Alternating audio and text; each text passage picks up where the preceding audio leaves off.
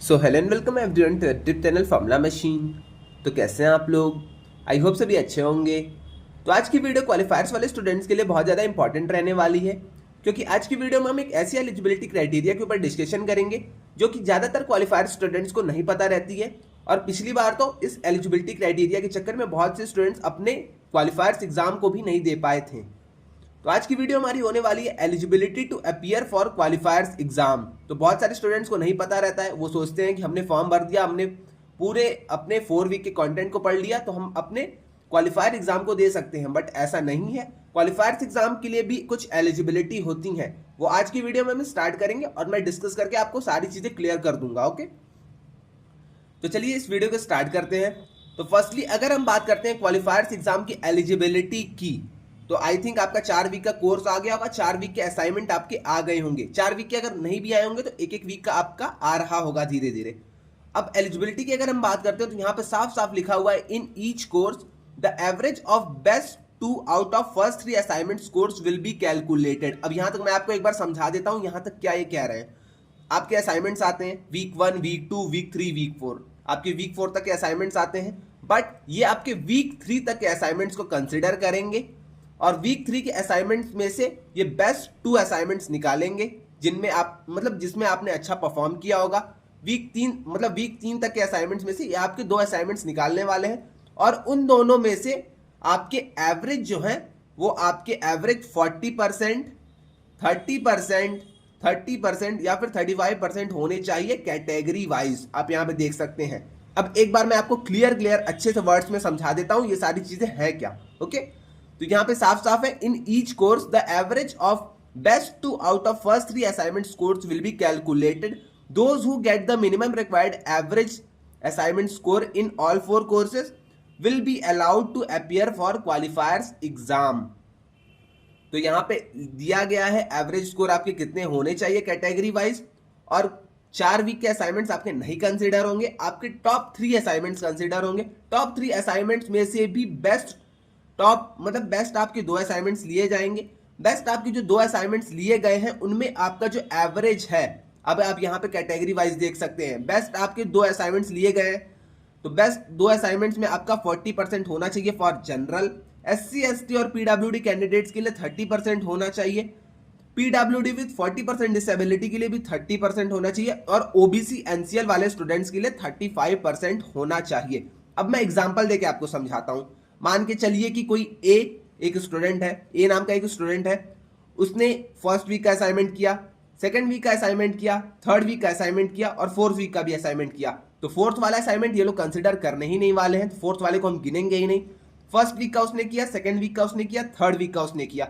अब ये देखेंगे कि तीनों असाइनमेंट्स में से आपके मार्क्स किसमें अच्छे आ रहे हैं, बेस्ट उसमें से 2 को उठाएंगे। जैसे कि मान के चलिए फर्स्ट वाला इसका असाइनमेंट अच्छा था और थर्ड वाला इसका असाइनमेंट अच्छा था, तो फर्स्ट वाले को उठाएंगे, थर्ड वाले को उठाएंगे। अब इन दोनों का एवरेज लेंगे। अगर इन दोनों का एवरेज 40% मार्क्स के अराउंड आ रहा है फॉर जनरल, मान के चलिए कि अगर ए जो आपका स्टूडेंट था वो जनरल था, अगर उसका 40% के अराउंड आ रहे हैं मार्क्स, तब वो एलिजिबल है, उसका हॉल टिकट आ जाएगा, उसका एडमिट कार्ड आ जाएगा क्वालिफायर्स एग्जाम को देने के लिए।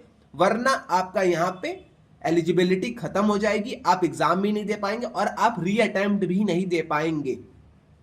अब यहाँ पे 2 कंडीशंस बैठती हैं री अटेम्प्ट के लिए। री अटेम्प्ट का भी मैं एक बार आपको यहाँ पे क्लियर कर देता हूँ। री अटेम्प्ट के लिए आपकी यहाँ पे 2 कंडीशंस आती हैं। अब स्टूडेंट्स कुछ जो रहते हैं वो जो स्टूडेंट्स क्वालिफायर एग्जाम में फेल होते हैं, जो जैसे कि आपने ये सारी एलिजिबिलिटी क्लियर कर ली, आपका क्वालिफायर्स का एडमिट कार्ड आ गया, आप क्वालिफायर्स एग्जाम दिए बट आप क्वालिफायर्स एग्जाम में फेल हो गए, तो आपके पास चांस रहेगा कि आधी फीस पे करके आप री अटेम्प्ट एग्जामिनेशन दे दीजिए। बट यहां पे अगर आप एलिजिबिलिटी क्राइटेरिया ही मेंटेन नहीं कर पा रहे हैं, देन आपका फॉर्म डायरेक्टली कैंसिल हो जाएगा और आपको यहां से निकाल दिया जाएगा, आपको फिर से जाके एप्लीकेशन फॉर्म भरना पड़ेगा। ओके, तो इस कंडीशन में ये जो आपका एलिजिबिलिटी, अगर आप एलिजिबिलिटी नहीं क्लियर कर पा रहे हैं तो आपको री अटेम्प्ट देने का भी मौका बिल्कुल भी नहीं मिलने वाला है। री अटेम्प्ट का मौका सिर्फ तभी मिलेगा जब आप क्वालिफायर्स एग्जाम के लिए बैठे हैं, क्वालिफायर्स एग्जाम में आप फेल हो गए हैं। री अटेम्प्ट के ऊपर भी मैं एक अच्छी सी वीडियो बना दूंगा, अगर आपको देखनी होगी तो आप उसको भी जाके देख सकते हैं। ओके, अब यहाँ पे कुछ और हम चीज यहाँ पे बात कर लेते हैं, क्वालिफायर्स एग्जाम की पासिंग क्राइटेरिया। तो आई थिंक पासिंग क्राइटेरिया सबको पता होगी। Only learners who are eligible to appear for qualifiers exam will receive the hall ticket. तो जैसा मैंने आपको बताया, अगर आप ये सारी क्राइटेरियाज को फुलफिल कर रहे हैं तभी आपकी हॉल टिकट आएगी। हॉल टिकट आपकी वहां पे हॉल टिकट वाला सेक्शन रहेगा आपके डैशबोर्ड पे, दिख रहा होगा आई थिंक सबको, तो वहां पे आपकी हॉल टिकट आ जाएगी। बट यही मुझे कहना है कि आप अच्छे से असाइनमेंट्स को पूरा करिए।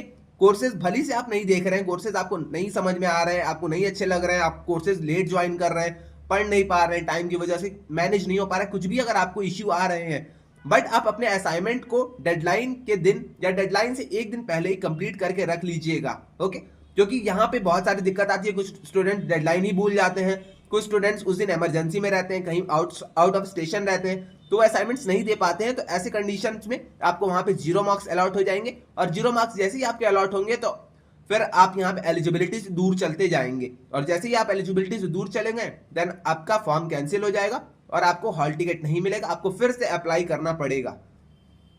तो यही चीज है, आपके यहाँ पे एवरेज कंसीडर होंगे पहले 3 असाइनमेंट में से बेस्ट ऑफ 2 के।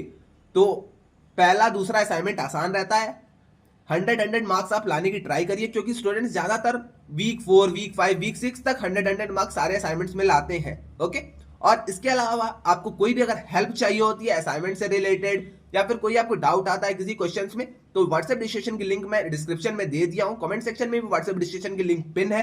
सितंबर बैच वाले स्टूडेंट्स आके वहां पे ज्वाइन कर सकते हैं। ओके, तो आई थिंक आपको एलिजिबिलिटी क्राइटेरिया क्लियर हो गई होगी। एलिजिबिलिटी क्राइटेरिया आप कैसे भी करके फुलफिल कर लीजिएगा, क्योंकि पिछली बार बहुत सारे स्टूडेंट्स को इसमें डाउट आ रहा था, बहुत सारे स्टूडेंट्स इसको भूल गए थे कि एलिजिबिलिटी कुछ ऐसी है भी। वो सोच रहे थे कि बस अब हमारा हॉल टिकट आ जाएगा, 4 वीक का कंटेंट हमें पढ़ना है, तो ऐसा बिल्कुल भी नहीं है। एलिजिबिलिटी यहाँ पे ये सारी चीजें भी हैं, तो आप अपने अकॉर्डिंग, अपने कैटेगरी के अकॉर्डिंग यहाँ पे आप देख सकते हैं। जनरल के लिए 40% है, ओबीसी के लिए 35% है, ओके, एससी एसटी और पीडब्ल्यूडी के लिए 30% है। तो ऐसे यहाँ पे आप देख सकते हैं, और अपने मार्क्स को अच्छा रखिएगा अपने असाइनमेंट में।